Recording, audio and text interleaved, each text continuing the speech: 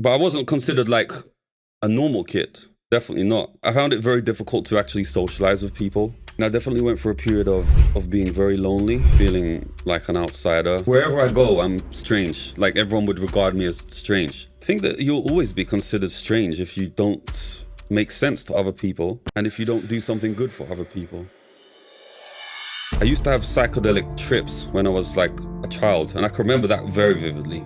I'm talking like 3-4 years old. There's always some energy. That energy was gonna find expression somewhere.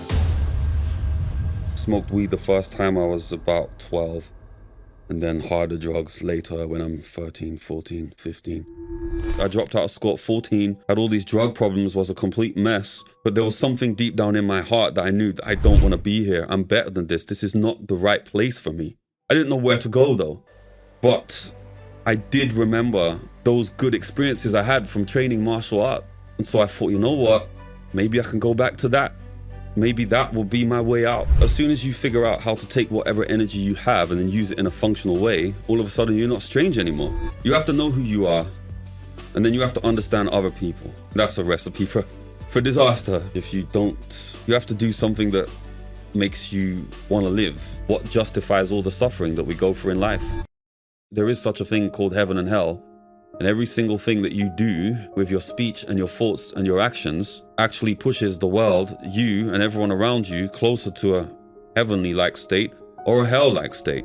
Trying to find happiness has not really been the answer. Trying to find some energy that can drive you through even hard things. That is much more powerful than just trying to be happy. Many men aren't aware of the energy that they're carrying until it starts showing up in all the wrong places. For this one, I'm joined by John Hickey to explore what it feels like growing up feeling different, disconnected, and hard to place in the world, without ever fully having the language for it. We talk about early intensity, isolation, drugs, and that constant pull for something more, and how martial arts provided that first outlet that gave that energy some direction. This is a conversation about what happens when you stop trying to hide who you are and start learning how to channel it. If you enjoyed this one, support the mission. Please kindly subscribe and leave a review. It helps the show grow, and that means that we can reach more men who are navigating that messy middle of growth and support them in becoming more self-led. Thank you so much. I'm Harrison, and this is the Growth Voyage podcast. Enjoy.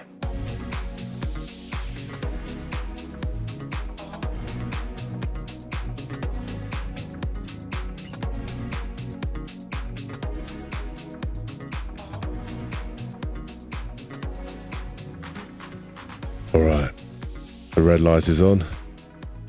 John, Right. Welcome to the show. Thanks for having me. Yeah, you're very welcome.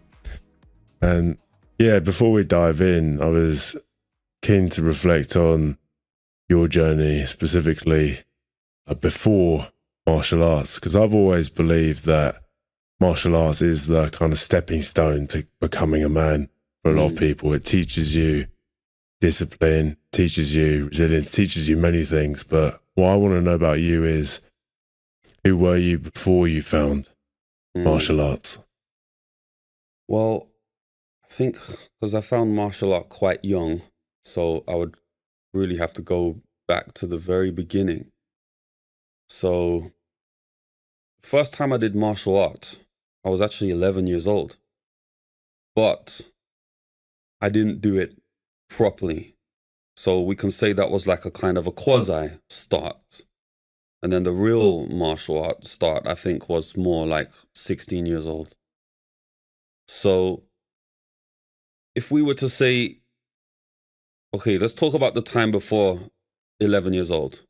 So before I trained martial art at 11 years old, I think I was pretty much just a normal kid, but probably there wasn't really that many reasons why I didn't train martial art. It was probably just, I think martial art's kind of something that I always had wanted to do, even from when I was very young.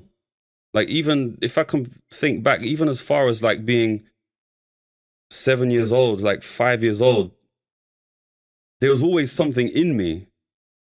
It's hard to really remember exactly what it felt like before I had trained martial art and say that, you know, martial art influenced me one way, or was it just something that was within me? Because I always remember, even when I was a very young child, there was some energy there.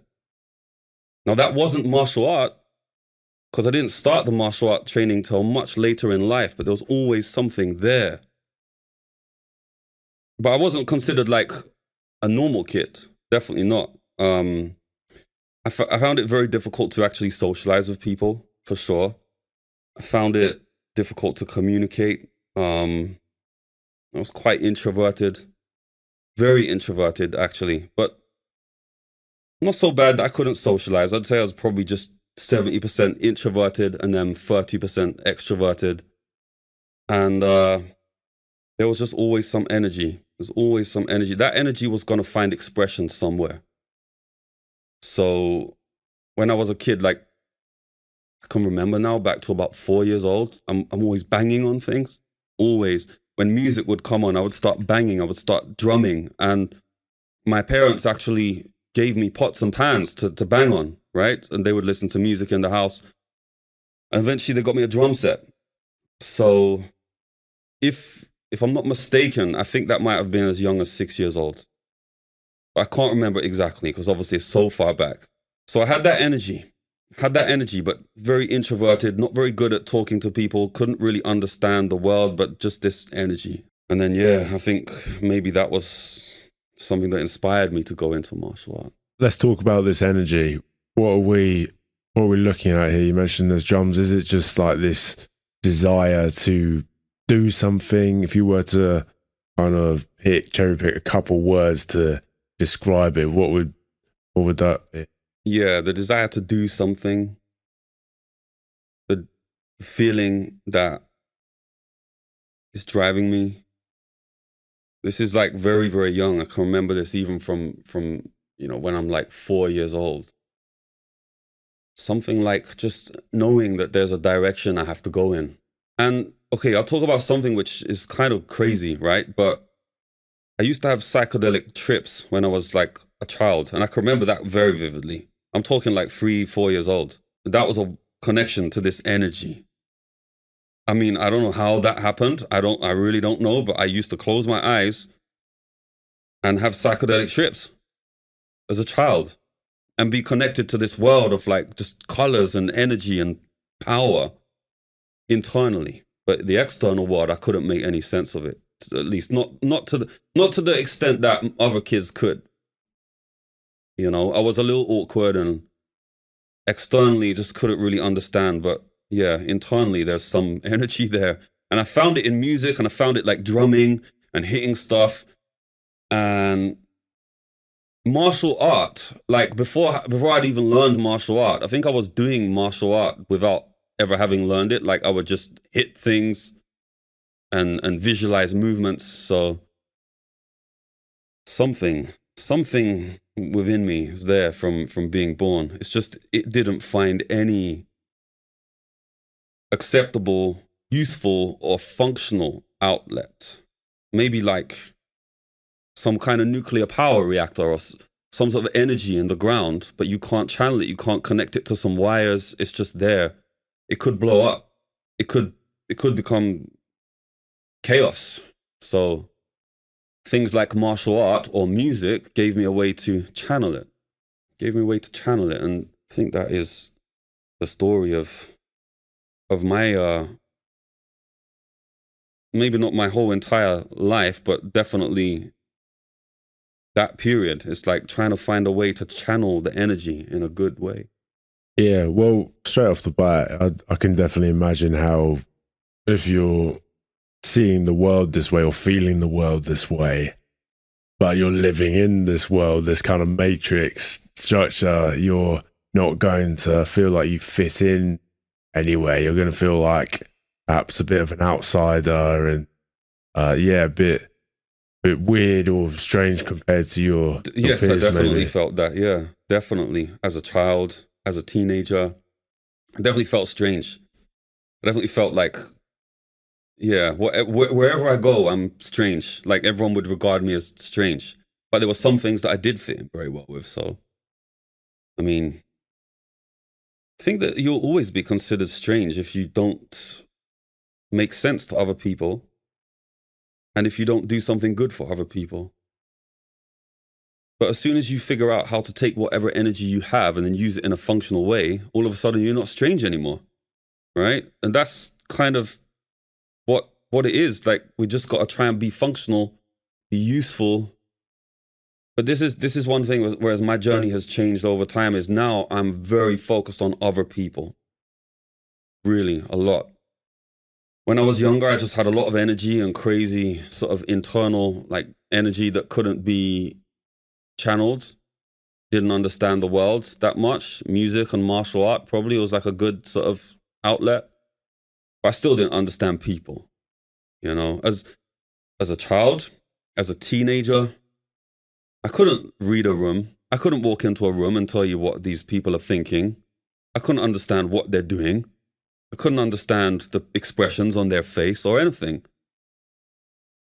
And over time, when I started to understand that, and I understand what people are, what they want, what they do, that's when I started to actually really like people a lot. You know, I do have a lot of love for people. I would say I'm quite I'm a people person, really. But I also need to go into my own world. I need to go into my introverted world.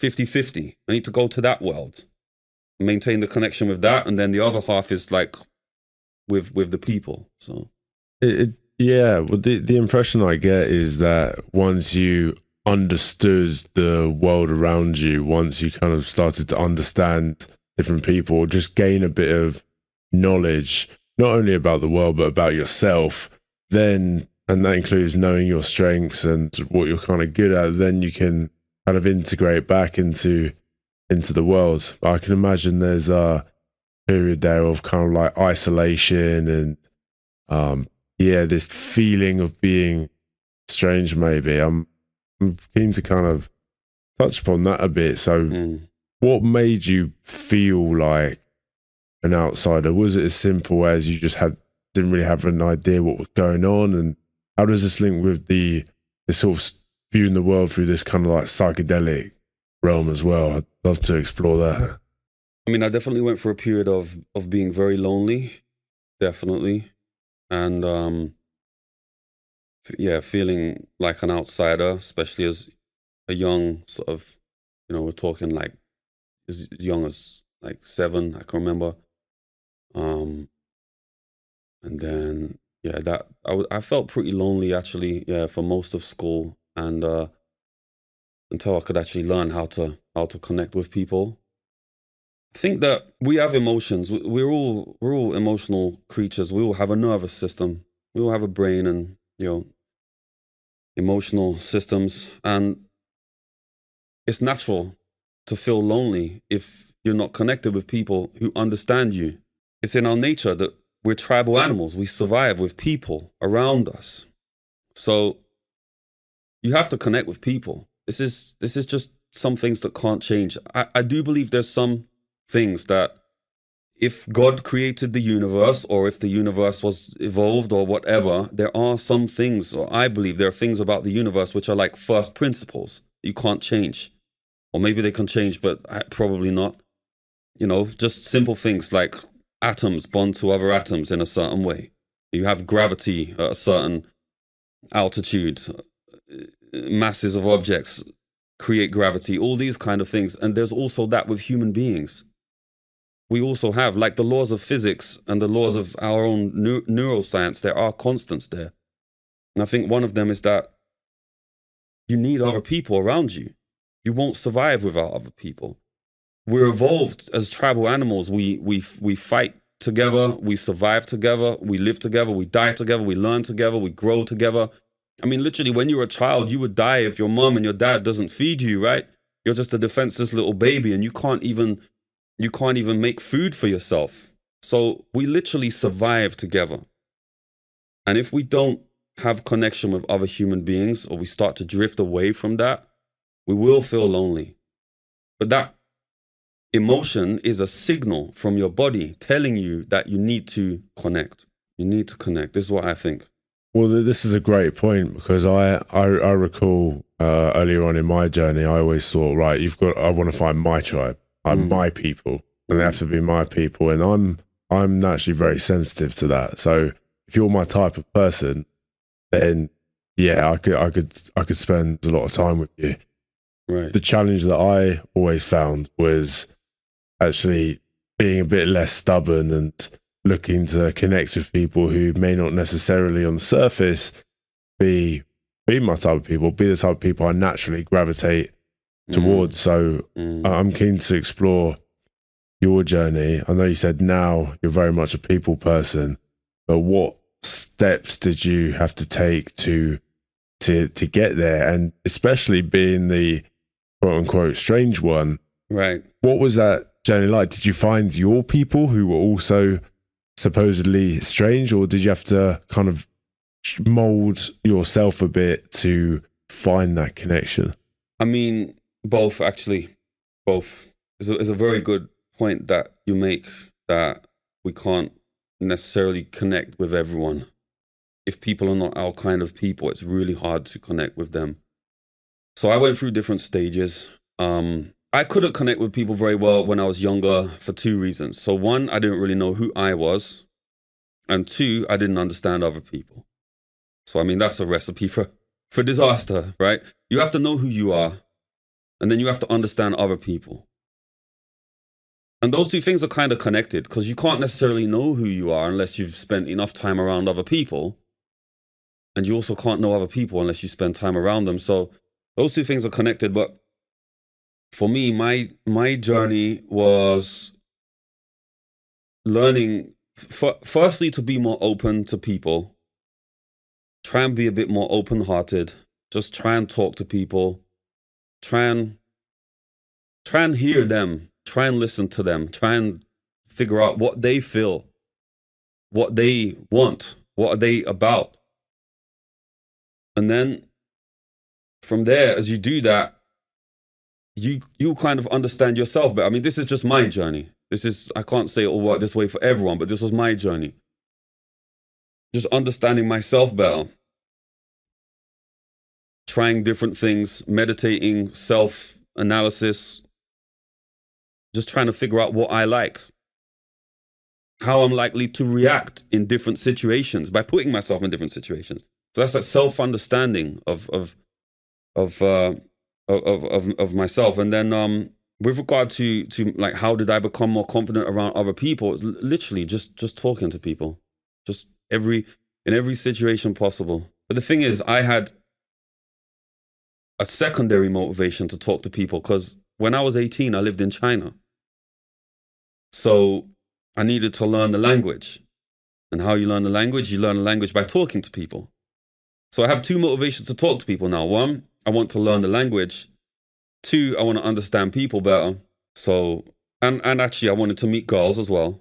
Because I'd had a girlfriend, I think, when I was like 14, 15, but that was just a fluke. I was pretty shy. It just happened randomly. When I got to the age of 18, now I actually wanted to start going out and talking to girls now. And so that was another motivation. It was like, I just want to talk to people. I want to talk to girls. And I knew at that stage that I'm a bit strange. I knew that I'm a geek. I knew that I'm a little bit weird. I knew that everyone thinks I'm fucking like off my head. And everyone in school, everywhere I've ever been, has said I'm weird. You know, I didn't tell you, but I had drug problems when I was a young kid. So I'm just like completely off the charts weird. And it got to a stage where I was like, I don't give a fuck. I really don't give a fuck. Like, I like people. I just want to understand them. They can hate me or love me, but I'm just going to speak to everyone, you know? And I started to then respect myself a bit more, feel more confident about myself. Wow. And yeah, I spoke to a lot of fucking people. Well, that's fascinating towards me, because usually I'd say the pattern is, and I can just speak from my own experience here, where you might, especially when you're a kid, and the more people kind of call you weird, the more you kind of actually try and hide those qualities, and you more try and push that away. Whereas actually, it sounds like, you know what, you got that so often, you're like, you know what, fuck it, like this is me. And I think the sooner we can get there in our lives, the better. Like I think the more at peace we will feel, the more we'll attract our tribe, our people, our house purpose in a way. But I'm keen to kind of dive into, because it sounds like there's a lot going on there. You mentioned like drug problems as well. Yes. And then sounds like you had a girlfriend at 14 as well? Yeah, I mean, that was like not really a proper relationship. But then again, I guess at 14, it is what it is, you know. They're not proper relationships, but that's where you start. So had you kind of grown up quite quickly, would you say? Like if we were to kind of look at this period, then were you kind of looking for an escape from reality because reality was so foreign to you and so strange? Was that kind of would you describe it as that maybe? Well, what you mean, why I was doing drugs? Yeah. Why I was doing drugs, because I think I must have smoked weed the first time I was about 12, and then harder drugs later when I'm 13, 14, 15. I wanted to feel something. Right. This is another thing that I've always been this way, is I get so bored.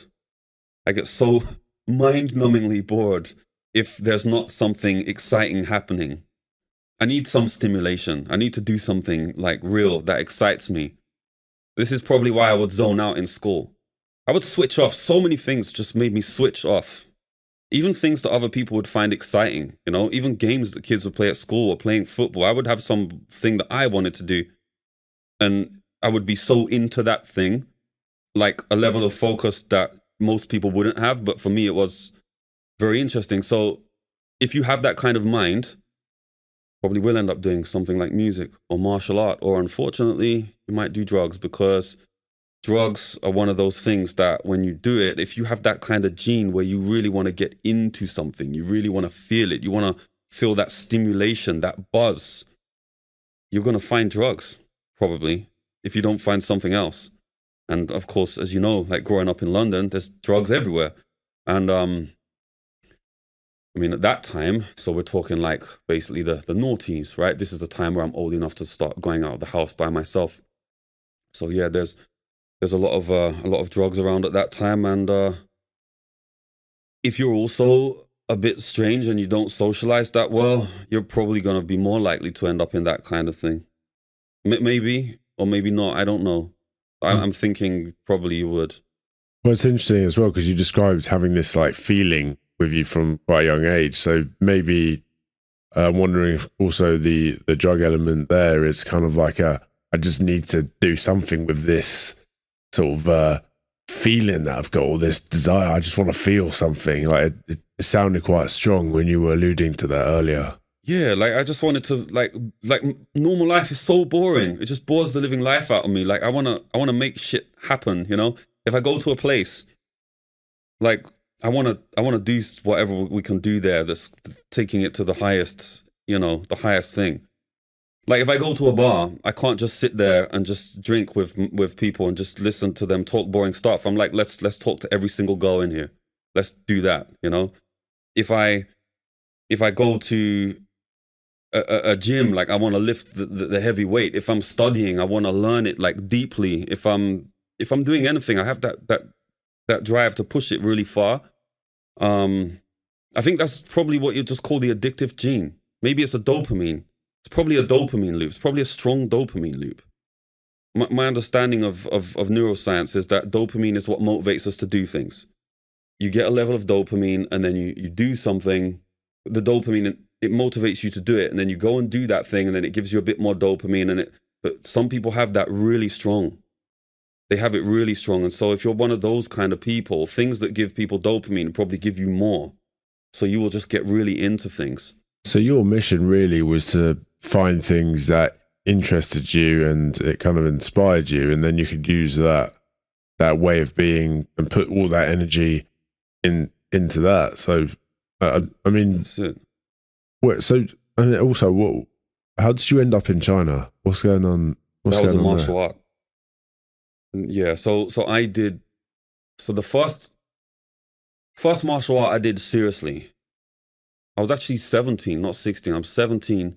It was Chinese kickboxing. And I was doing boxing at the same time. So I was boxing in an amateur boxing gym. Then I was doing Chinese kickboxing.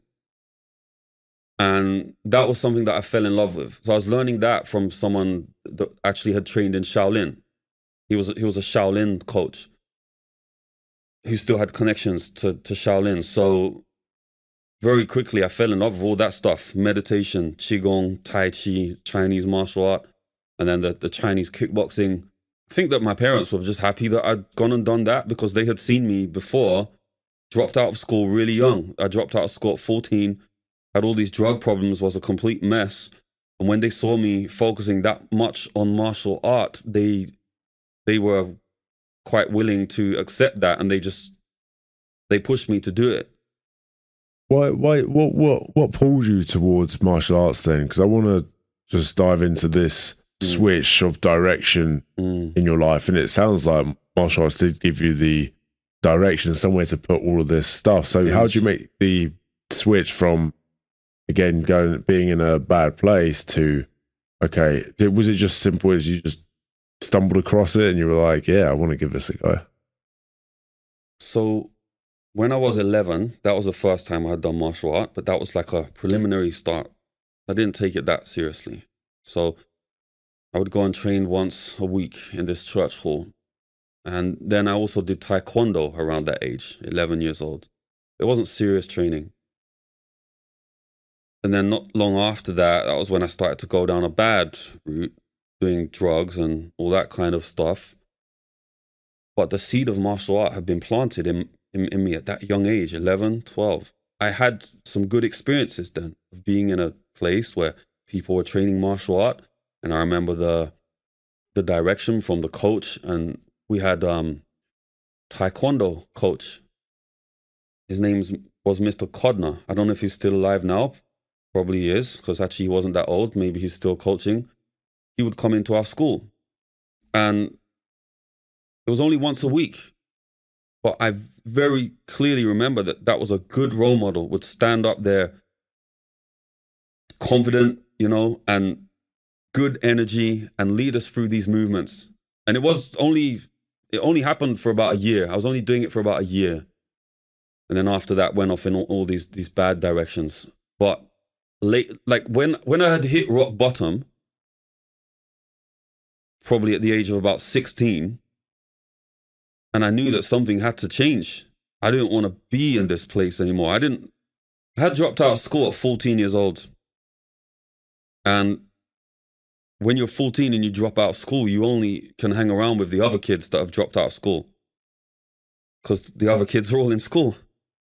So you're going to hang around with the worst kids, and then you're going to hang around with worse and worse. So I just ended up in bad places. We'd be in a bando, doing drugs, literally in a crack house. Like I can remember being in crack houses when I'm 16 years old, looking around, and I'm seeing fully grown adults like smoking crack, just being like completely strung out on drugs, and walking the streets at like 4 a.m. to get more. And I remember that just something, you see that energy, I had that good energy that I told you about, that didn't stop. But there was something deep down in my heart that I knew that I don't want to be here. I'm better than this. This is not the right place for me. I didn't know where to go though, because I didn't understand the world. I used to have these dreams at that time of being trapped in a maze, a horrible, strange maze, like a subway system. And that was like a trip, like a recurring dream. And I just knew I had to get out. I remember being on a track. It's like I'm on a track. It's almost like a roller coaster, but it's not fun. And it's just going round and round in the same miserable, boring places. And I didn't know the way out. I didn't understand people. I didn't understand the world. But I did remember those good experiences I had from training martial art. And so I thought, you know what? Maybe I can go back to that. Maybe that will be my way out. And so I went to the local leisure center, because at that time you don't have Instagram or anything. I just knew that at that local sports center they have things. And so I tried different things. They had judo, they had kung fu there. And yeah, and I found that Chinese kickboxing, and I just did that. So that was kind of like a positive way out at that time.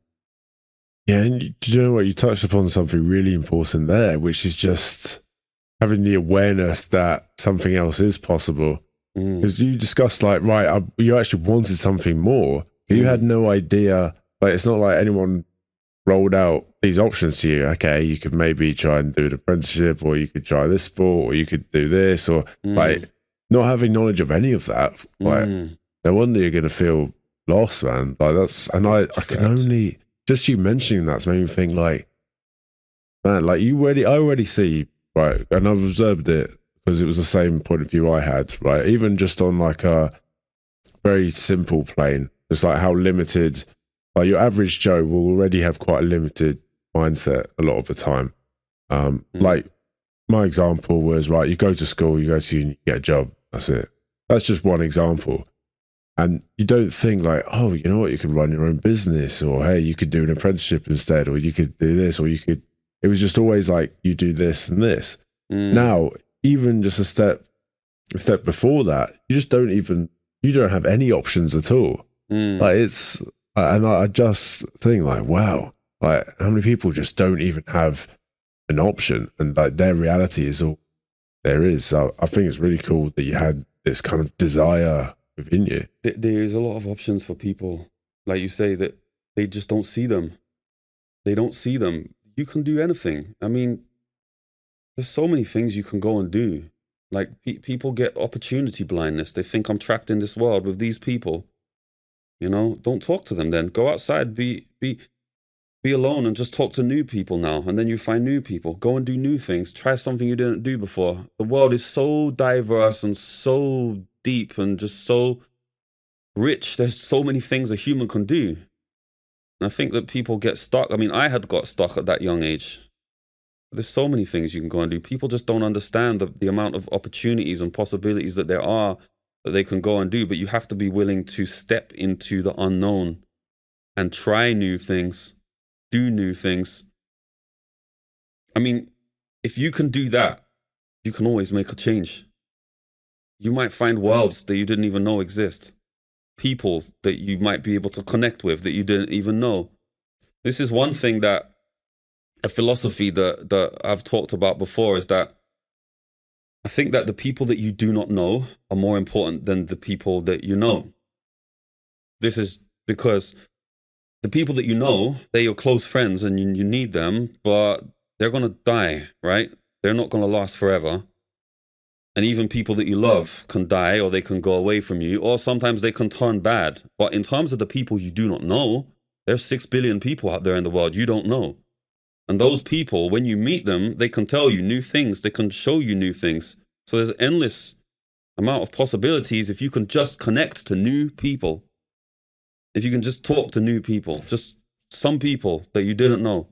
Yeah, and again, it ties back in with our earlier conversation as well, because we were alluding to the idea that, right, it's our people. I think it's like quite comfortable there. And I think you get to know who your tribe is through more experiences. But I think especially in that, even in that phase where you think you know your tribe, I think always having that open mind when meeting people, and I think it's massive. Like, just not, you don't, I think it's, yeah, the gold is like, it's not what you don't know, it's what you don't know you don't know.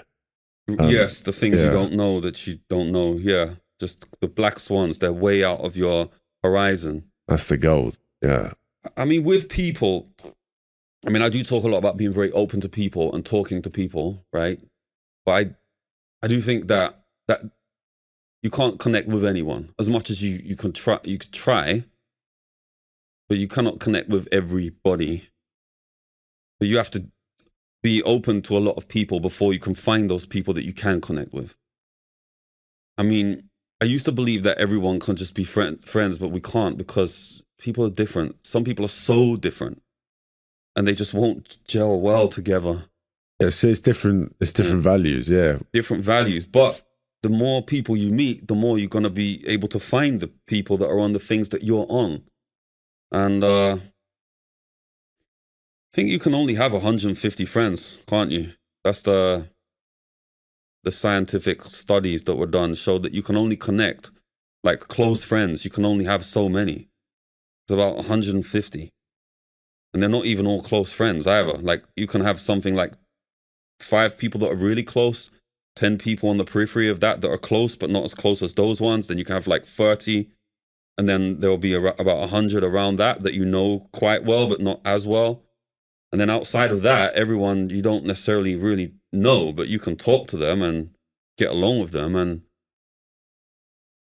I guess that is just the way we are as human beings. Our brain can only manage so many social connections. But most people don't even have those slots filled. Like you can actually have 10 people that you're really close to. Your brain can handle that. And then you can have 20, 30 people around you, which you're pretty close to as well, but maybe you don't have that really close relationship. And then you can have like 100 people around that, which you're very well acquainted with. You can connect to a lot of fucking people. Most people don't even have that capacity filled. Most people, they don't even have like anyone they can talk to. You know, no wonder people are depressed. No wonder people are miserable. But I guess this is what we need to do, is create more communities. We need to create places where people can connect and they can come together. And then, you know, they'll be less depressed and stronger, I think. Yeah. Well, it certainly sounds like it played an instrumental part in your journey. Well, you also got me thinking about this idea of like, yeah, just different communities and the different kind of labels we can apply to everything. Because we'll have like the people who we're really close to, and then we'll have, other people. And I remember speaking to my old man about this because he's got very like firm boundaries, and I remember like being very intrigued because he'd have different friends in different like compartments in his mind, and he's just like, oh well, hang on, why wasn't this guy at your 80th or whatever? He's like, no, because he was a football friend, or he was a football friend. It's like, and just understanding that, and it's got me thinking about kind of my community and how I don't need to kind of limit myself to like everybody kind of fitting into this one box, if you like I can have my jiu-jitsu mates, my wrestling mates, my podcast guests, I can have family, whatever, and just being open to that, for sure. I don't think it's necessarily good to like actually, write down like, these guys are this group or those guys are that group. It might work for some people, but I mean, you can feel it, right? You can feel who's really close to you, and you can feel who's, knows you fairly well. And the thing is, like, so I've come from a position of being incredibly naive about people, to being a bit cynical, to now being a person that loves people, but also understands that, you can't necessarily trust everyone.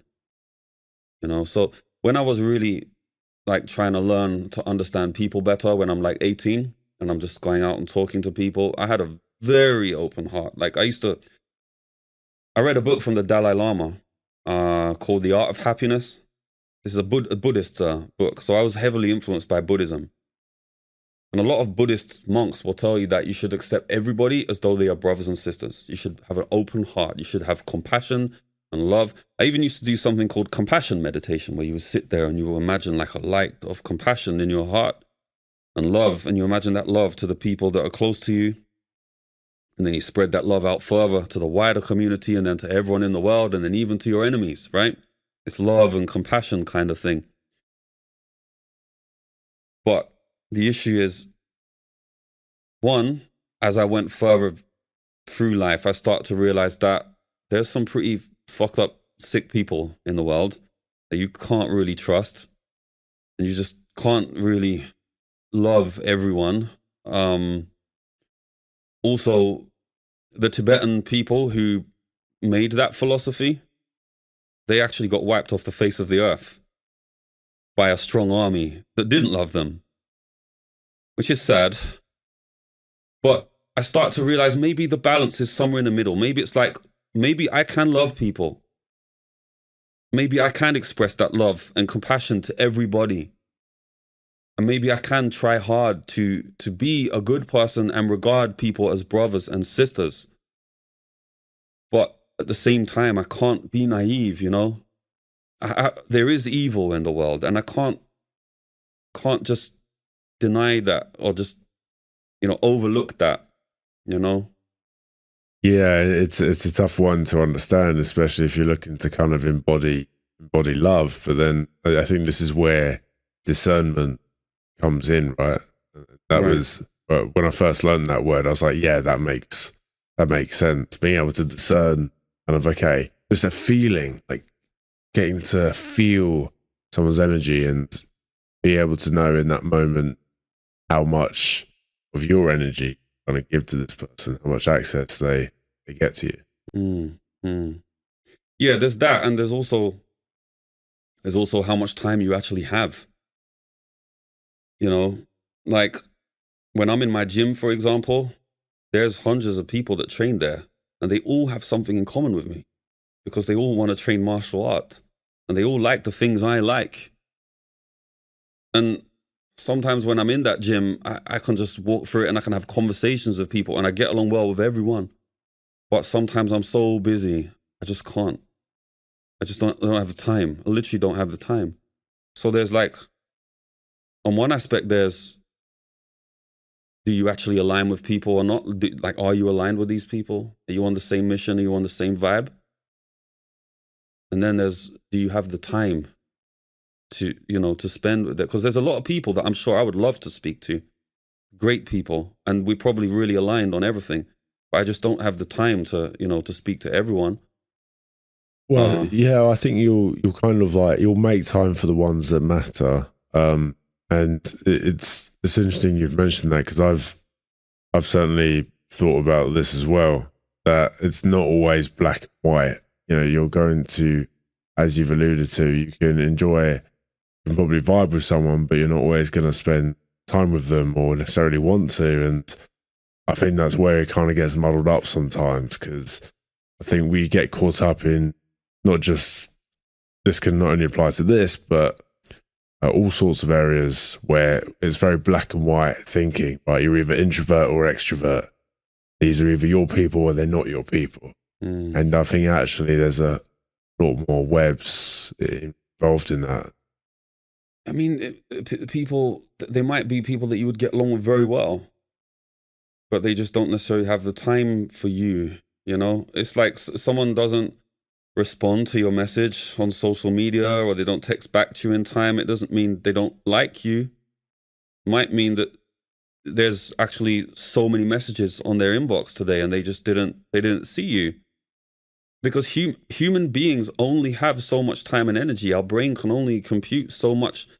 To maintain a relationship, it takes time and energy. And so I guess it's kind of important that we just stay mindful of that and try not to feel like too strongly rejected or feel like we're hated just because someone doesn't have time for us. It's not necessarily they hate you or there's anything wrong with you.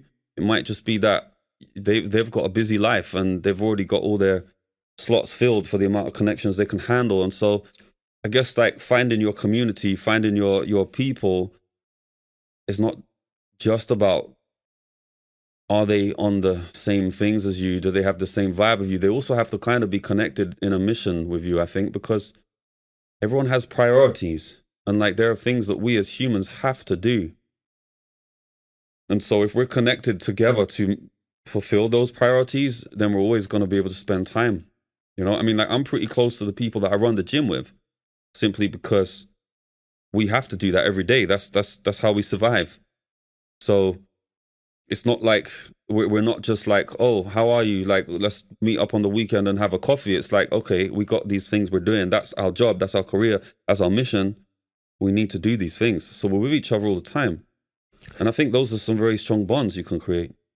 Well, big time. And it kind of ties back in with that kind of work-life balance conversation in a way, because the argument they give is, especially if you're running your own business or your own gym or whatever it may be, it's not like, okay, we need to have a work-life balance, we need to live a little, work a little. It's actually, no, like, I love what I do. This is my life. I'm doing it all the time. And these people who are involved in that mission or your purpose, I think they're going to be the ones who are in your field most of the time. I think that's natural. You're with them all the time. I mean, I feel as though something I have discovered from doing my own business, I think society is actually upside down. So like they talk about work-life balance and stuff like that. But I mean, well, isn't work your life? You know? And they talk about things like, okay, this is the biggest one that for me is such a big thing. This has changed everything. People always talk about money and friendship or business and friendship. But when you think about it, right, you go back thousands of years ago, the bonds between human beings would have been very strong. Why? Because the tribe that you're with are not just people that you're meeting up with on the weekend for fun. They're the people that you depend on them for your survival. We're going to go out and hunt because if we don't hunt, we're going to starve. And that means we really need to have each other's back and trust each other. And then when we come back from the hunt, now we're probably going to light a fire and we're going to, I don't know, dance or something. So these people, you depend on them for your survival. Plus, they're the people you're going to have fun with. The bonds are very strong. And that's what I've experienced. Any people that are in my business, or, you know, business partners, people that we're on a mission together, we're not just friends. We survive together. We have each other's back. Gangs, for example, people will tell you, anyone who's been in a gang or anyone who's been in the military, the bonds are very strong because these people are not just the people you hang out with on the weekend. You survive, you live or you die together. Now, when you look at modern society, what you've been told is, well, the people that you work with, they're not necessarily your friends, they're just your colleagues at the office. And your real friends are the ones you hang out with on the weekend. But that means the bonds are never going to be as strong as if the people that you fight with, you live with, you survive together, you die together. These are like your gang, your tribe, your people. You make money together, you eat together, you know? Most people don't have that bond. And I think it's because, I mean, I don't know whether it's by design or if it just happened by accident, but we're all split up. We're all split up. Something I've been trying to explain to my family that they don't understand is like, the most powerful people in the world, their sons and daughters don't work for some other company. Like they're all together. Like the whole family makes money. The businesses, the family runs businesses and they are connected with other families that run businesses.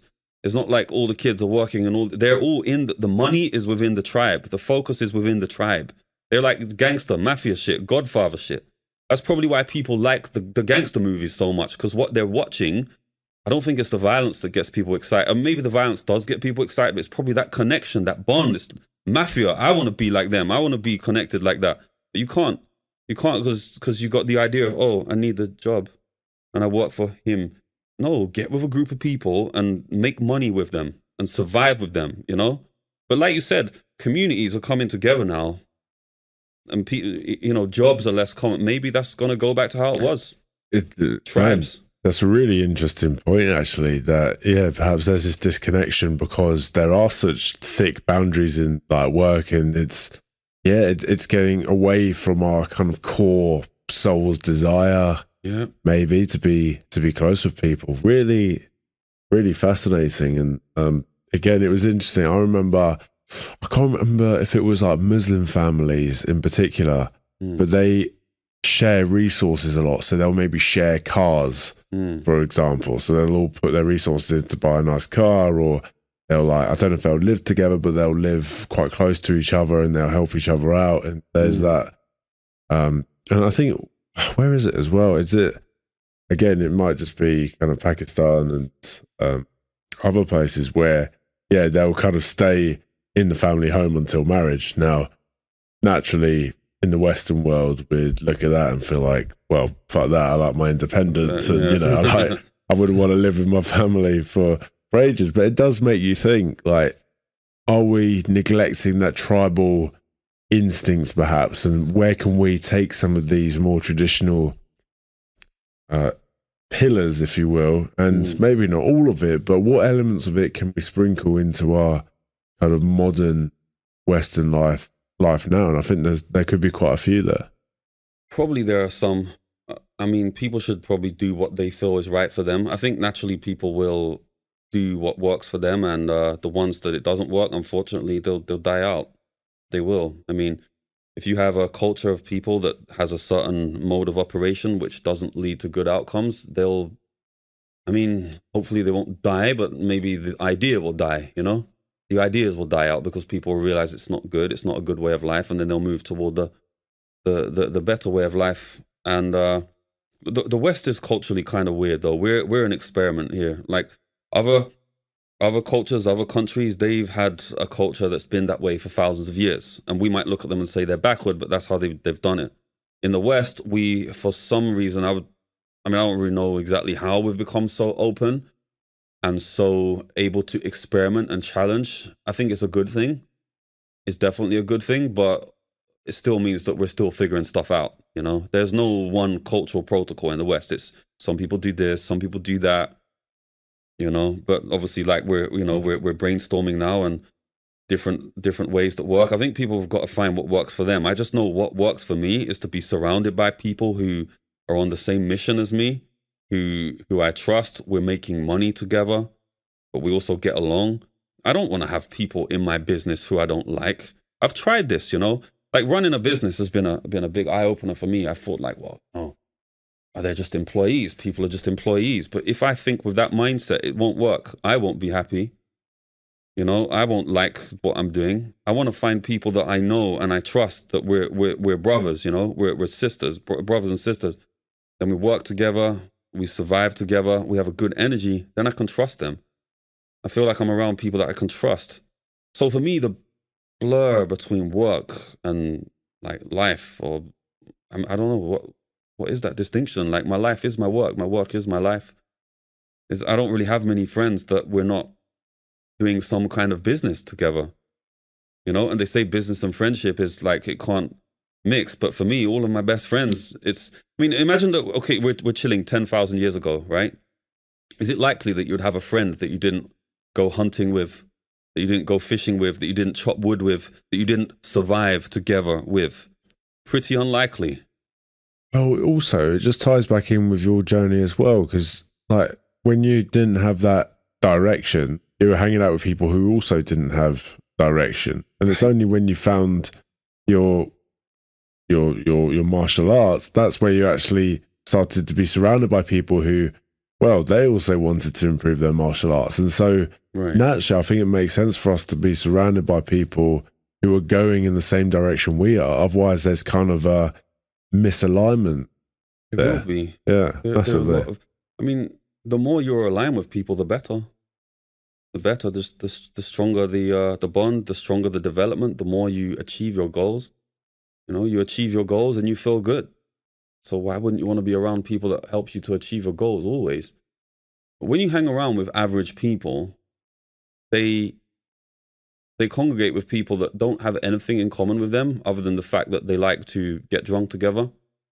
And so when I go and hang around with these kinds of people, it's like their conversations are very just random and boring. They talk about people all the time. Well, did you see he said this? Did you see that this guy said that? Or this was da da da da. Whereas when you hang around with people that are on a purpose and a mission, they're like, okay, guys, I had this idea. We're doing this. We're doing that. You feel the energy and the power of that. It's just so much more real. It's expensive. It's expensive, you know? Yeah. People that are really on the same thing. And drinking alcohol is not enough. I mean, that is how most people connect. But the problem is you could get a couple of random strangers that don't really have anything in common. Get them both pissed. They'll talk. But when they're not drunk, it will wear off. Especially with drugs. Drugs, you can get complete random strangers to take some ecstasy or something, and they'll act like they're best friends. As soon as those drugs wear off, there's no bond. So I don't know. I think a lot of the bonds that we think that we have in society are not very strong bonds. People don't really have that kind of connection. If you hang around with a group of people every weekend and you've been hanging around with them for a long period of time, but you cannot do that when you're stone cold sober with no drugs, no alcohol, you might not really be that close to them, you know? Like, because people are different when they're drunk. Random strangers can connect when they're drunk. You know, you might find those people, they're not really your friends. And that was what I found. When I was young, we'll get together with each other and do drugs. Other than that, we don't have a lot in common other than the fact that we want to do drugs. But that's not a strong bond. No bond. You know, but yeah, like you said, strong bonds, I think, common, you know. But then it's important to have a good mission. Have a good mission. Because if we're going to bond over some kind of mission, if human beings, we need to bond with other human beings, otherwise we get depressed and then our life's shit. We need to bond with other human beings that only bond when we have a shared purpose and mission. Then the question comes, what's the right mission? You know, because we could bond over anything. I'm pretty sure if I just made a website and I just said, okay, guys, here's a group for people that want to do X random thing, people will probably bond over it. But is that thing that we're bonding over necessarily good? Because people do bond over bad things all the time.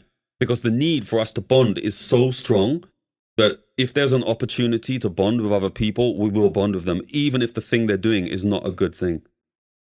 Yeah, well, I can certainly, see that in, well, even just like if you take school, for example, school examples, and you see how like people can get behind like a trend, for example, or like something, maybe that's just part of their journey though. Maybe they have to kind of go through that experience to then realize actually this isn't for me, and have a similar feeling to what you had, which was like, oh, I kind of want more from this. And maybe that is a requirement for the man's journey. You have to go through an experience, and again, good and bad subjective, but let's say a less than desirable experience, whatever that may look like for you. Maybe you have to go through that, and then you have to either have the feeling of I want more than this, or you just don't and you just get left behind. I think you have to kind of go through that to then realize what you actually want out of this life, because you might not want to have a mission or a purpose. You might actually be happy just whatever it is, like fucking around or whatever, or you might. So I think you kind of have to go through that to then have a feeling in your body to go, actually, no, I want something more here. So then the question then becomes, well, how do you find your purpose? How do you find your thing? It sounds like for you, it kind of transpired quite naturally. But what would you say to that? How do men, perhaps they want a mission, they want a purpose? What do you say to those guys? I think that you have a certain level of time, certain amount of time and energy. And what you do with that time and energy, it doesn't just influence you, it influences everybody around you. And you have to do something. If you just do absolutely nothing, then probably won't feel good. I mean, unless you're a person that wants to sit still and find spiritual enlightenment, which some people do. There are some people that do that. They will go to Buddhist monasteries or whatever religion it is and be a monk and just shut themselves away from the world and just do a only spiritual path. And that for them is meaningful. That's interesting. But I think even for those people, sooner or later, they start to find that just going internally, just meditating, eventually you will feel like you actually want to go and do something. You'll want to go and do something in the world with other people. So what should your purpose be? You know, what is the point of you doing anything? And I mean, you have to do something that makes you want to live, despite the fact that life isn't necessarily going to be that good. I mean, it might be a bit better than what it is for now if you're not experiencing a good life, but there's always going to be pain. There's always going to be suffering. You are going to die, and everyone you love is going to die. And life is hard, whatever you decide to do. So you might as well find something that makes it worthwhile, what justifies all the suffering that we go through in life. And then if you can find that, I think that that gives you a lot more energy. Happiness for me, I can only speak from my perspective. This is how it's worked for me, but trying to find happiness has not really been the answer, because it's too fleeting. Sometimes you're happy, sometimes you're not. Even when everything's good, you're not always going to be happy. But trying to find some energy that can drive you through even hard things, that is much more powerful than just trying to be happy. You know, so people should do something like that. Just try and do something that drives you, that gives you energy. And I don't know what that will be different for everybody else. For me, trying to do good things for other people seems to fill me with a good sense of energy. I don't know if that works for everyone, but it seems to make a difference to me. It seems to fill me with energy. Yeah, and it seems like you kind of have to find your thing first, and then once you find your thing, then you can go on, sort of help other people and spread that to other people. That becomes like the wider transformative purpose, if you like, where you've helped yourself, now you can go and help other people. But you've touched upon something there, which is, I've reflected on recently on the podcast as well, where why do we look to achieve certain things? And often it might not actually be for happiness. It might just be because you just want to achieve things. You know, it's like in our DNA in a way. We kind of just want to, let's see how far we can push this thing. Let's see how far we can push the limits of what we believe is capable. It's not necessarily to achieve a goal so that we can achieve a desired state like happiness. Well, I do think there's one thing that has helped me to find direction a lot, which is that understanding something which is very real, is that heaven and hell, whether you believe in it in the actual sense of dying and going to heaven, or dying and going to an eternal hell, or whether you just believe in it in this life, it really exists.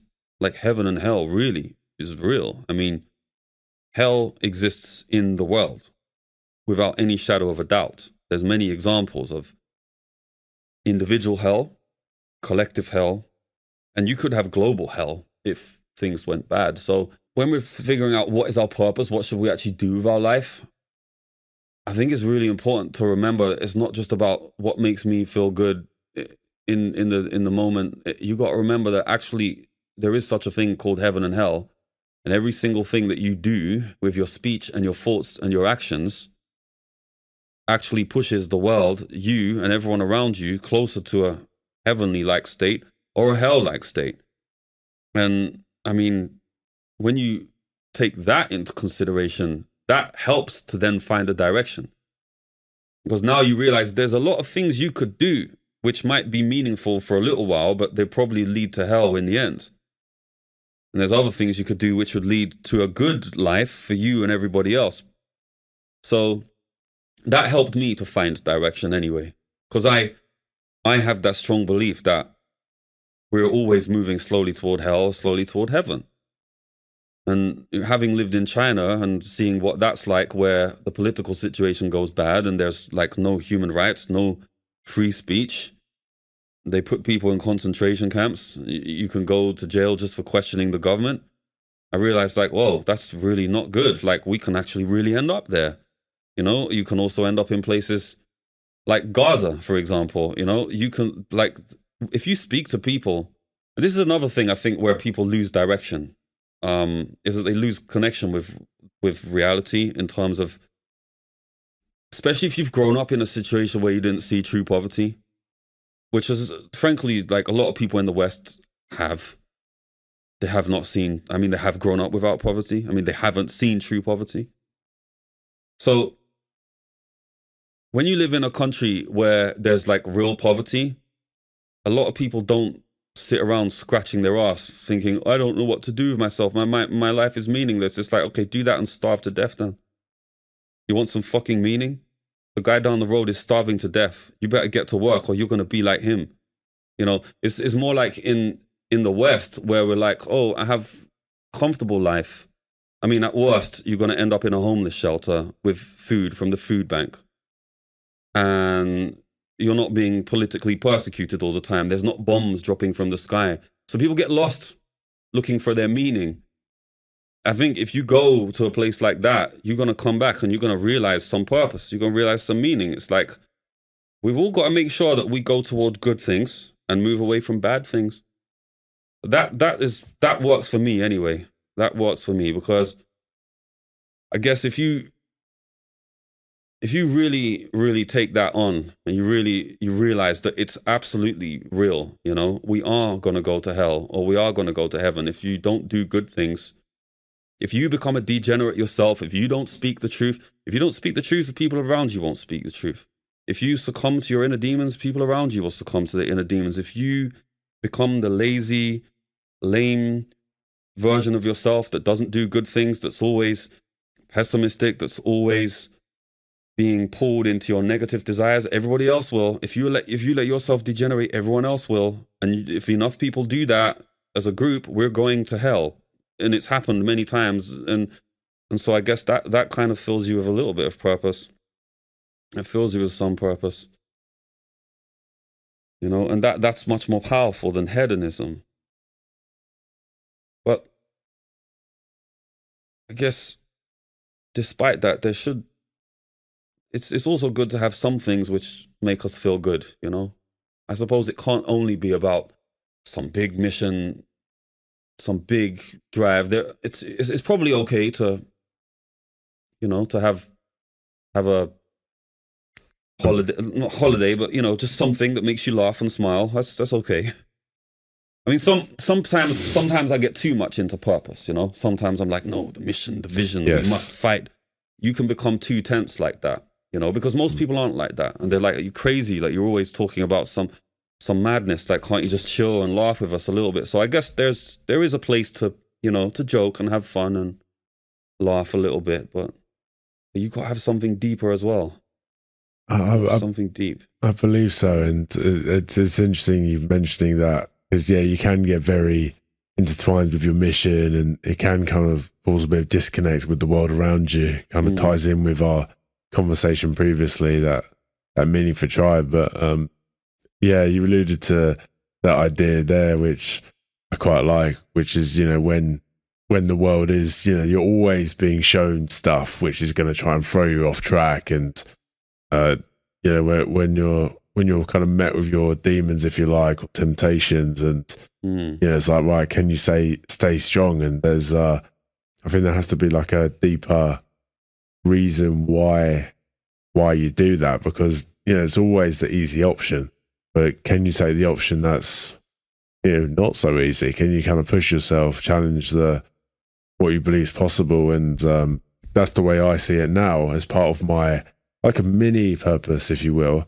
But when so many people are living in fear and distress, can you keep your vibration high? Can you stay in that calmness? Can you stay in your center? And as you alluded to, the more you can do that, the more it will have a kind of ripple effect on the people around you as well. So I think we contribute massively to that side of things. I'm keen to hear about, what sort of opened your eyes a bit more. I know you said you studied sort of Buddhist philosophy quite a lot. Where did this kind of fascination or interest, where did that all start? Your curiosity, shall we say? For Buddhism, you mean? Yeah, like where did your curiosity towards, I don't know, something greater than ourselves, when did that begin? Well, spiritual things for me were when I was much younger and I'm looking for something else because the world that I was living in wasn't giving me any good feelings. So when you don't have any good feelings in your life, you might be more likely to gravitate to something spiritual. I think probably people go to spirituality when they're suffering. Yeah, so that's probably what drove me to do meditation and things like that. I was 16 when I first started to meditate. I read a book about Buddhism, and actually we had a small bookshelf in my home, so we had all these books. We had Buddhism, we had yoga, and that had driven me to become more spiritual. Spirituality is, every culture has it. Every culture has some form of spirituality. And you will always gravitate to spirituality. So people who say they're not spiritual, they probably haven't suffered. I don't see how you can get through hard things if you don't have some spirituality. And so we can mock spirituality, and people can say that it's a bit too woo-woo, or it's just a little bit crazy. But when you go through something really hard, you will probably be driven to something spiritual. It might not necessarily be a God, might not be, God in the sky, that kind of thing, but you'll probably find something. I mean, it's a bit like if you just said to someone, I want you to do 50 push-ups, or do as many push-ups as you can. And then you did it the next day, but then you gave them some encouragement. Like you told them, I want you to imagine that you have energy, or imagine that you have some kind of superpower, and visualize that. Well, you're going to do more push-ups. Obviously, they don't have some kind of superpower, but if you just imagine it and you believe it, it will make you stronger. Now, when you think about that on a grander scale, that's spirituality. It's spirituality. So like humanity at large suffers, and then it needs that spiritual thing to drive it through. Yeah. So spirituality, I mean, like, as you were alluding to, I don't think it has to be woo-woo. I think it's all spirituality is asking the question of like, who am I? What's actually going on here? And it's asking deeper questions. And I think if you have gone through tough times, it will lead you to that question of who am I? And it sounds like you were kind of hungry for answers in many different ways as well. Yeah, from quite young, yeah, from quite young. So from 16 years old, I was driven toward that realm, and I think anyone will. You just will. To have some form of spirituality, it just makes you stronger. People say that they don't believe in God. They usually do have some kind of God. Even the ones who are atheists, they will have something that they regard as godlike. So God does not necessarily have to mean that you believe in a creator of the universe. It doesn't have to mean that you believe in that man in the sky, as some religions do. It could just be a highest ideal. It could be some kind of higher power, but it has to be something that inspires you, that drives you. Without having that, without having some highest ideal, some highest priority, I don't see how people can really orientate themselves through the world, because if you don't have something that can drive you through the suffering, then you're going to break down as soon as things get hard. And spirituality, some kind of higher goal, higher purpose, higher power, that's the only thing that can really do it. But a lot of people are spiritual or religious about non-religious things. So they might literally be religious about a celebrity. I mean, just look at the way people treat their football team. They say they don't believe in God, but you treat your football team like they're gods. So those are kind of like quasi-religions. I think that if someone doesn't find a coherent spiritual philosophy, they will usually find that natural religious function, it will be expressed through something else. So you'll start worshipping yourself, you'll start worshipping pleasure, you'll start worshipping demigods, or you'll just be randomly changing from one cause to another all the time, and you'll be lost. But people have to have something. Yeah, and I always think in terms of spirituality, it's, if I were to give sort of one piece of advice to anyone, it would be to kind of connect with God, make that a priority. Is and that can be whatever God is to you, and there's different interpretations of it. But I think when you've got that connection, it does give meaning to life. And as you're alluding to, I think it does make things, it gives you a sense of security, or a relationship with yourself, really. When you're kind of going through tough times and it's just you, and you've got that kind of communication or connection with something else that's outside of you, it kind of yeah, I think it makes, at least in my case, when you're going through tough times, you can see the beauty in it, you can see the lessons in it, you can see what it's trying to teach you. And I think that's why a lot of men can struggle sometimes, is because there isn't that connection. And so all of the problems that we experience, they're kind of like identified with them. That's what I remember the start of my journey was. I was very identified with my problems. I thought my problems were me, or my thoughts were me, or and I was so constricted to this human kind of brain or mind, when actually there's so much more than that. And that's what kind of helped me kind of see things differently. Yeah. I mean, if you can detach from that stuff and not identify with it a little bit, that helps, because then you can just step back and you're not so caught up in it and thinking that you are nothing but that. I mean, you might be that right now, but you can easily step back from it and then you can become something else. Say, for example, a person has bad thought patterns that don't help them, and they're suffering, they're struggling with all these problems. If you think that that's you and that's all you'll ever be, like, it might be what you are now, but once you step back from it and observe it and you realize, oh, I can actually change it. You can change the way you think. You can change the way you speak. You can change the way you act. You can change the way you feel. I mean, I think if we have too much of a clinging to what we are, rather than being able to mold ourselves into something else, we never change, really. I mean, there's probably things about ourselves that we will not change, but there's a lot that will change. You know, so if there's anything about us that can change, then there's always hope to actually make ourselves better. Yeah, and as you're alluding to, I think the possibilities are endless. It's like what we were saying before. Yes. Even when you were a teenager, you didn't actually realize other paths existed. And I think the same is with your mind. Like, you can become whoever you want to be. You can choose a new identity. If you're privileged enough, even move to another country or change your environment. Yeah, like, there's so many possibilities, and like the way you think. And I suppose that's the answer. If people are asking, well, how do I get closer to God? How do I get closer to creating that connection? Perhaps the answer is, perhaps even just starting with meditation.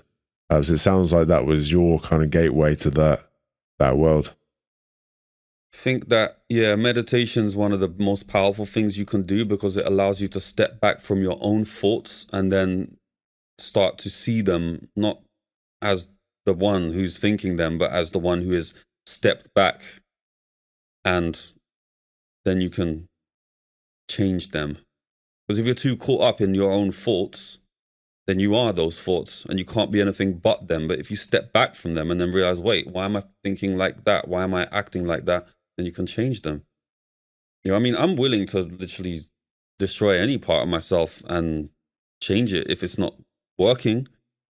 I won't let go of some part of myself if it's useful. If it's useful and it makes me feel good, why would you want to cut it out? But if you look at yourself objectively and you think, okay, there's like these things wrong with me, then you can change them. It takes a lot of courage to do that. It takes a lot of humility, you know, a lot of humility. Yeah, well, I guess that's it, really, isn't it? It's just having the awareness of what's going on inside your head, what you're paying attention to, and then once you have that awareness, it can kind of empower you to make the changes you want, design the life that you want. By the sounds of it, that's played a huge role in your journey, which is really awesome. Pretty much, yeah. Just being able to change myself. If something about me isn't working, I change it, you know, and always listening to feedback from other people, always, and trying to figure out where I'm not being smart, like where I'm being dumb.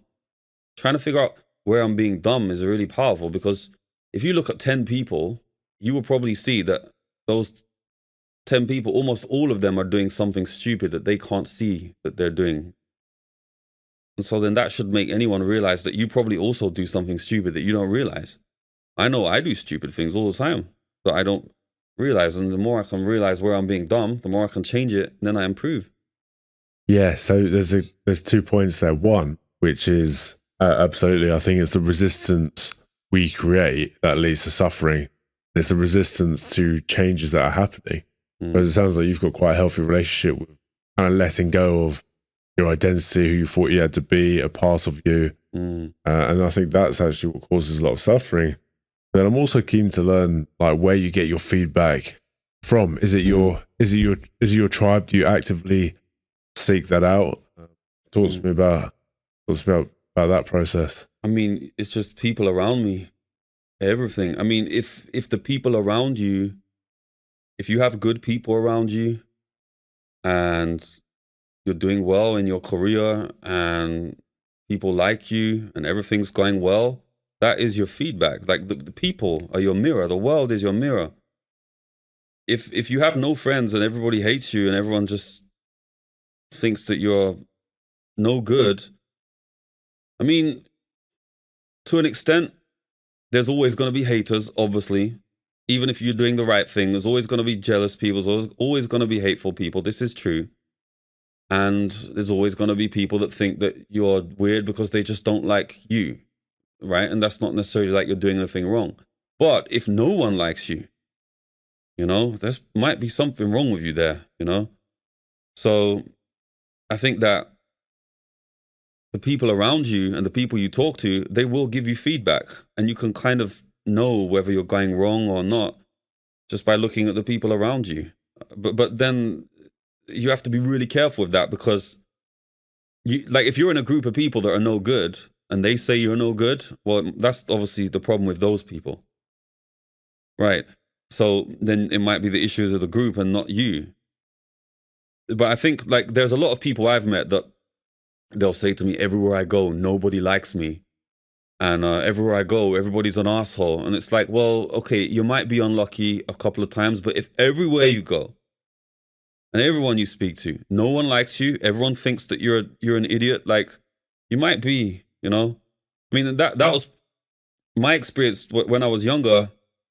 I didn't get along very well with people. People did think I was strange, and I think there was a lot wrong with me. There actually was. But you can see how much of a tightrope it is to walk, because if you are like so confident that you are perfect, that you can't do anything wrong, and if no one likes you, that means they're a dickhead, they're a hater. I mean, you might be going off into your own egotistical path. You might actually not be very good. You might be a bad person. You might be arrogant. You might be narcissistic.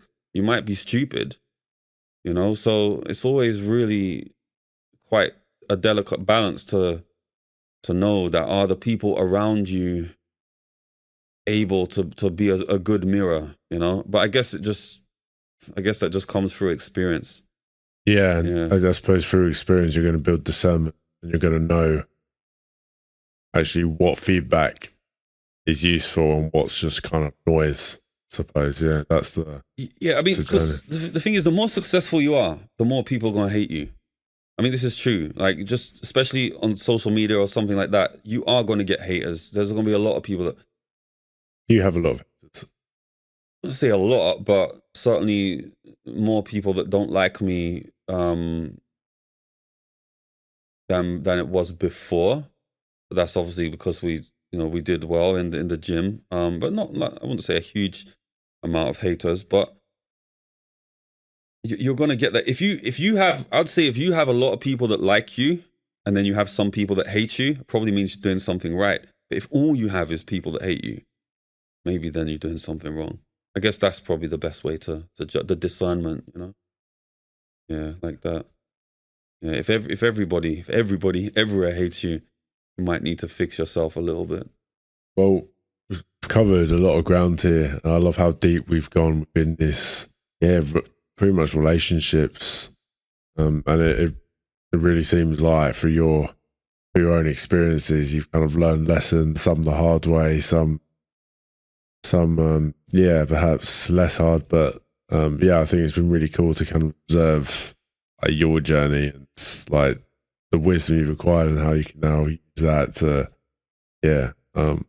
foster. I'm still on my journey, you know. I'm still improving all the time. I'm still trying to grow, and understand more and get smarter all the time. Just be better, you know, just be a better human being and hopefully have a better effect on the world. And of course, I want my life to get better, but it's not just all about me, you know. I'm nested in a community of people, nested inside a city, nested inside a country, nested inside the whole world.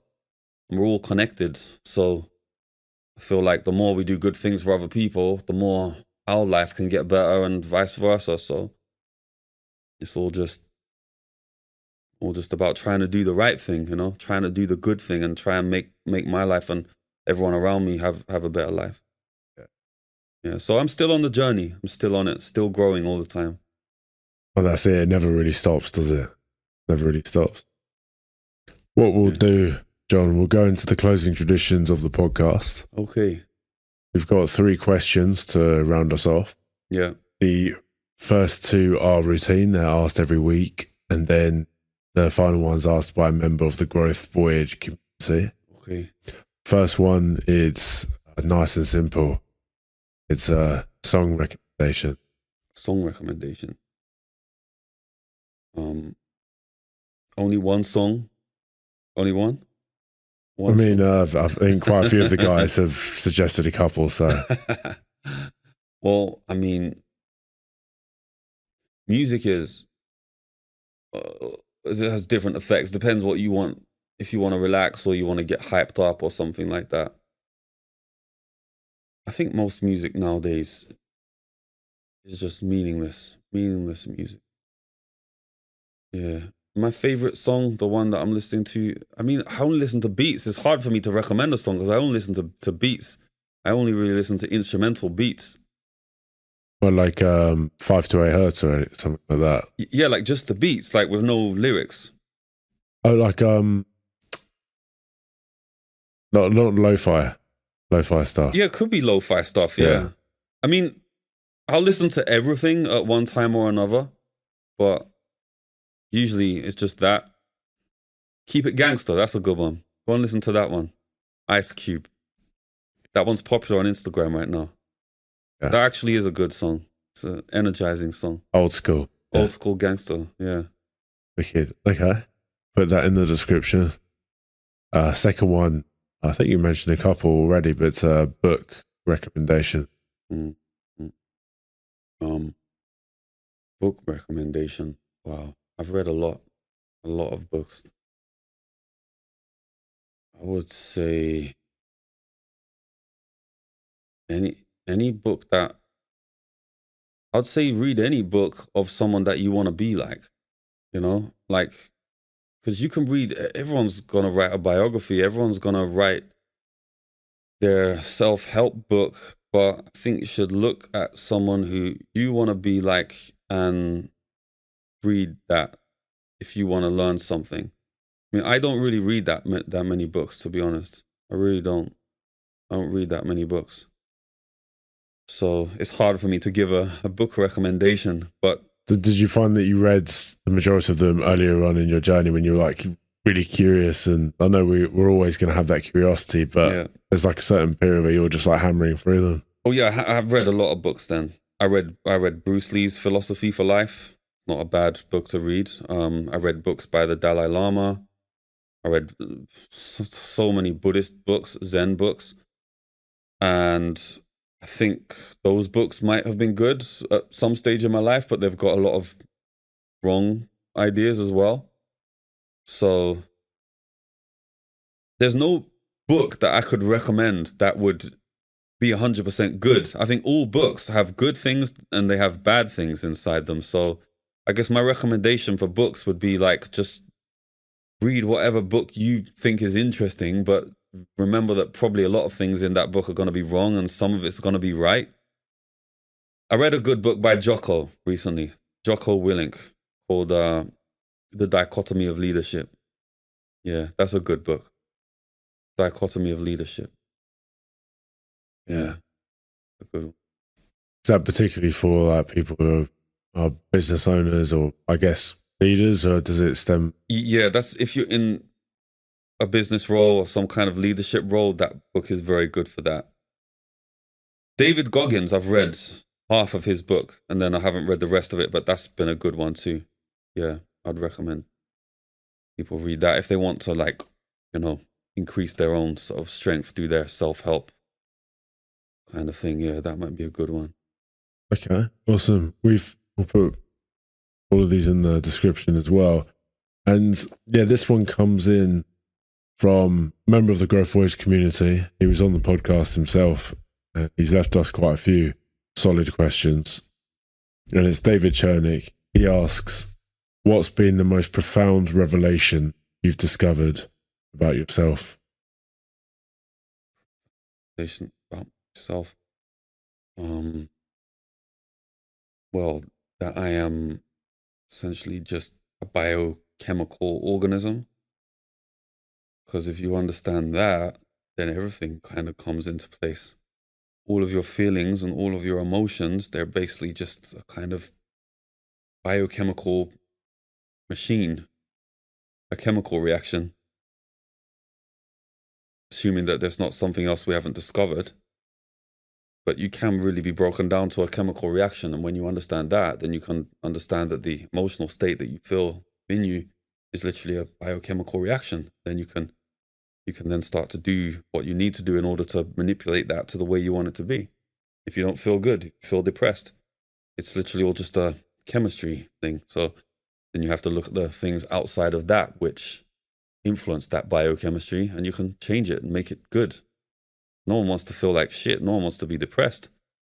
But the difference between you being depressed or feeling good is essentially a biochemical state. And that can be changed because, like all biochemicals, everything's conditional. So if you change the conditions around it, you can change that. You might have to work quite hard to move a lot of things in order to change that internal state, because the internal state is regulated by the brain, which is regulated by the information that comes in through your eyes, your ears, your nose. It's electrical data, and that's kind of dependent on the external environment and to an extent dependent on the software on your brain. So you can change the external environment, you can change the software on your brain, you change the biochemical feeling. That's a very scientific way to look at self-help. Yeah. Well, also just an empowering way as well. If you know that you have the power to change something, to do something about your state, situation, then yeah, I think that can empower you, for sure. Yeah, it's helpful. And yeah, I mean, this has been an awesome conversation. Usually I'd ask, where people can find you, but absolutely, I'd love to hear about what you've built so far and how the journey's been to building it as well. Well, the gym that I'm running, the Shin Dojo, it's been there for 4.5 years. When we first opened it, we were called MMA Dojo because at that time we were focused on competing. So over the last few years, I gravitated more toward helping people get fitter, get stronger, learning to defend themselves, and just creating a good community. And that to me is much more meaningful than taking people to fight, although we still do compete sometimes, so it's not like we never do it, but just not as much as before. And the goal of that place really is just to make a very energizing and beautiful place to train martial art. I want it to be a place that when you come there, it's like a vacation. I mean, the things we do there are hard. The training is hard. It's tough. But you see, a lot of people will say they go on a trip to Thailand and it was wonderful, it was refreshing, and they trained there. I wanted to make that in London. A place that you can just go and it's very energizing, very refreshing, good community of people, and just focused on getting good at martial art, getting fit, getting strong, and just having some connection there. So that's pretty much what Shin Dojo is now, and it's growing as well. It's growing all the time. So if anyone wants to come, they can just hit us up just on our website or social media, and just come along. I love the idea of that. I love the mission behind it, and I just also like how the community aspect so important for you. And I mean, obviously it was obvious throughout this whole conversation, but I love how you've incorporated that desire within you and made it such a core component of what you're doing now. I think that's wicked. It's good to be around groups of people that you feel good with. Training, feeling good. It's not just about the training, it's about the social interaction, because the people energize you. Training makes you feel good, makes you more healthy. If you're training in a gym where you don't like the people, you don't get along with them, it's difficult. So community is really important. Well, it will no doubt help people with their direction as well. And it's a bit like that mentor you found earlier on in your journey. You're now that guy for other people. So kind of come. I hope so. Yes, I hope so. Yeah, I hope so. I mean, I'm not coaching that much myself, but still involved in it. And I think all the coaches are on the same kind of mission. So yeah, hopefully it will help people. Sure will, brother. Really cool. We'll put all the links in the description. Well, thanks for having me.